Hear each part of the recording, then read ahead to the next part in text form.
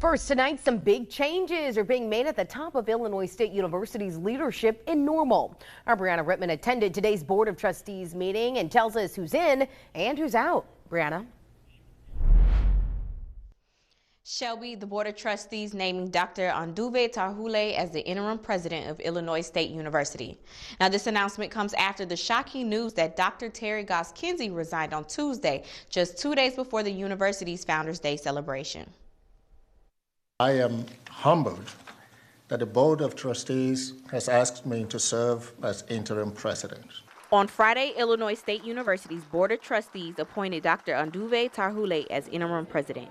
Before Friday, Tarhule served as Vice President of Academic Affairs and Provost.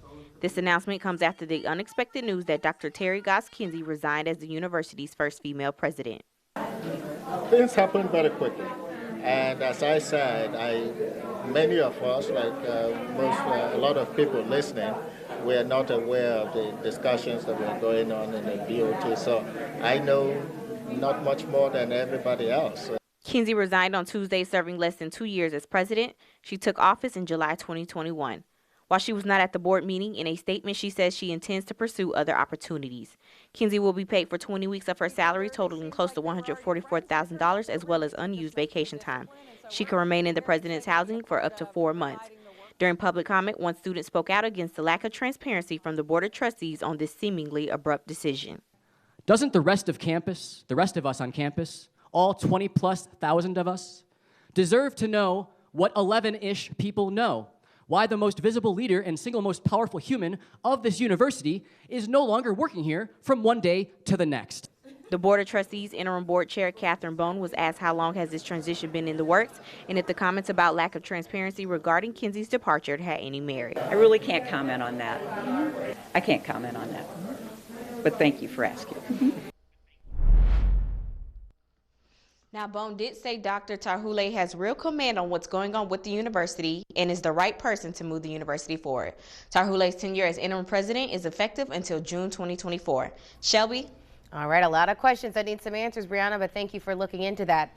At University of Illinois, a building is being recognized for going green. The electrical and computer engineering building on the north end of campus is the university's first zero energy certified facility.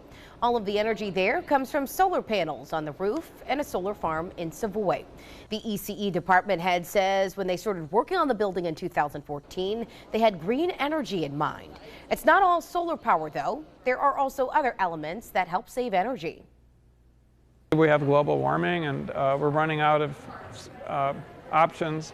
And so solar power is a great resource. There's baffling so that the sun can permeate in the winter to heat the building. That's baffling on the outside, plus the window structure. He says moving forward, the University of Illinois researchers are hoping to expand renewables and eventually want to see the whole campus be zero net energy. Continuing coverage of the Peoria Rivermen's future in the city. Today, the mayor, Dr. Rita Ali, responding to those murmurs. She says, quote, comments about an agreement being reached between the Peoria Civic Center Authority, the Peoria Rivermen, and the Peoria City Council were premature. No final deal has been reached, end quote. The mayor's comment follows reports that former Riverman and councilman Dennis Sear has been working to secure funds to keep the team at the Civic Center. From our Capitol Newsroom, if you live in a rural area, you may have to travel far to get to a grocery store. But Governor J.B. Pritzker says he has a plan to fix that. He launched the Illinois Grocery Initiative during his budget address earlier this week. It would allocate $20 million to help towns and independent grocers open or expand in rural areas. And an additional $2 million going toward purchasing healthy, nutritional food from Illinois farmers. In Peoria, 14.3% of people in Peoria County are food insecure. That's more than 26,000 people. Pastor Chuck Brown plans to open up Harvest, all to cater to the food desert and to the underserved people in the south end of the city. We're out to get rid of the food desert crisis in Peoria's south side, and with a hope and a vision of being able to do it in the other area of our community as well, which is the north and east bluff. And he also plans on opening a food pantry in the store once it's open. State Senator for the 46th District saying that Pastor Brown's vision is exactly what Central Illinois needs. In an update, you are taking a look at the Planned Parenthood in Peoria today. It was set on fire last month. Now the Chillicothe man arrested for that incident, setting that fire, pleading guilty. The man you're about to see on your screen is Tyler Massengill, and he's now waived his rights and he's admitted to the crime. And now you're taking a look at video from that fire on January 15th. The 32-year-old Massengill now faces a mandatory minimum prison sentence of at least 5 years, but he could receive 20 years. The charges of malicious use of fire and attempted damage also carry up to 3 years of supervised release and fines up to $250,000. Massengill will be sentenced July 6th. In a follow-up, 10 men have finished an elite re-entry program at the Peoria County Jail. Over the course of the 6 weeks, the inmates have learned how to overcome self-sabotaging behaviors while also taking classes on fatherhood, addiction, how to create resumes, money management, and a lot more.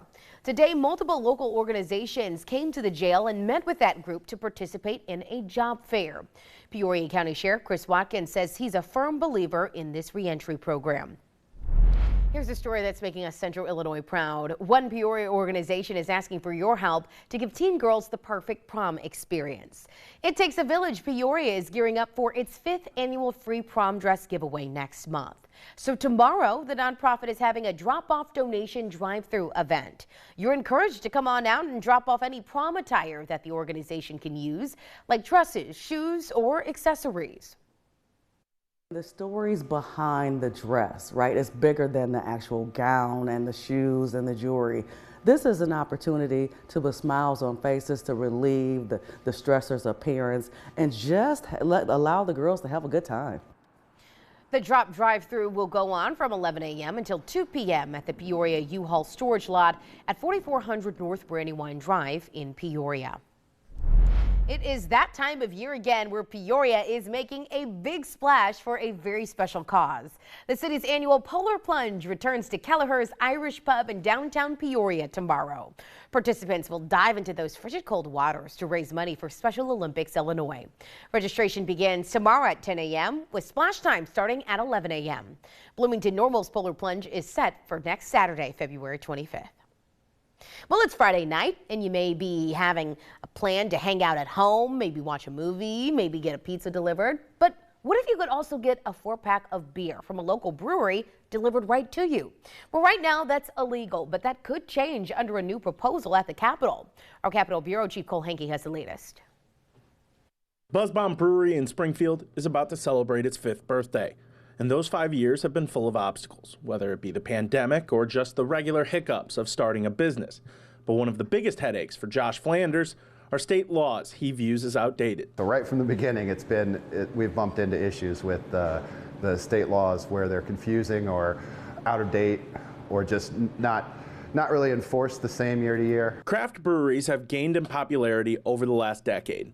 But Illinois laws keep them from running certain promotions, donating their products for charity functions, and delivering their products. Executive Director of the Illinois Craft Brewers Guild, Ray Stout, said in a statement existing laws, quote, left craft brewers behind during tremendously challenging times. You can get wine through the mail, and you can even get beer through the mail from national companies. We just can't do it ourselves here in Illinois. Right now, there's nothing in state law that stops me from walking into a brewery and buying a pack of my favorite craft beer and taking it to go. But state law does restrict breweries like BuzzBomb from delivering their beer directly to their customers, even though wine and other domestic beers can be delivered legally. But if this bill were to pass, breweries hope it would even the playing field and let them deliver their beer right to their customers' door. Being able to sell it to them directly through the mail would really help. The state is in the midst of updating a lot of these laws already. On Friday, Pritzker signed a bill that lowers the fees for liquor delivery licenses for wineries. But craft breweries are not included in those laws. Reporting in Springfield, I'm Cole Hankey.